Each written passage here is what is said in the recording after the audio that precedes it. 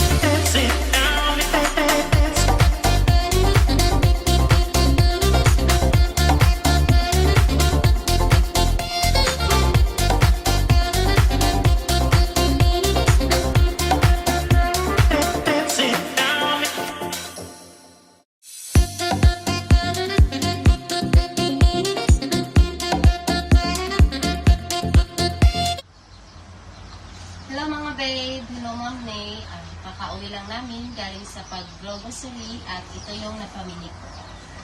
isang sunrocks,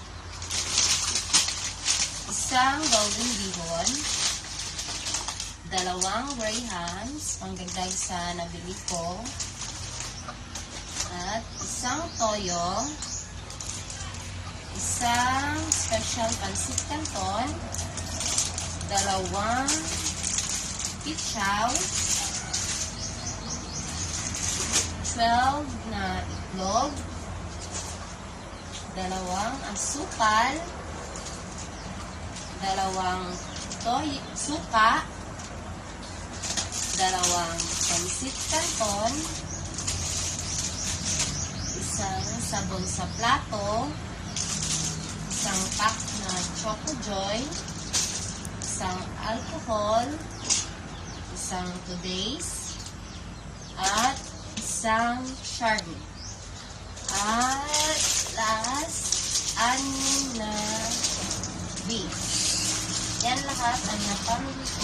Maraming salamat ng baby. God bless you always. Hello mga babe. Hello Ma'am Nay.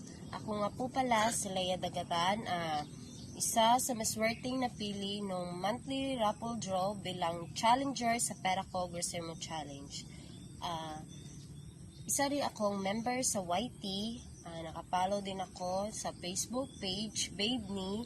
At nandun din ako sa private group ng Pami Kalugod.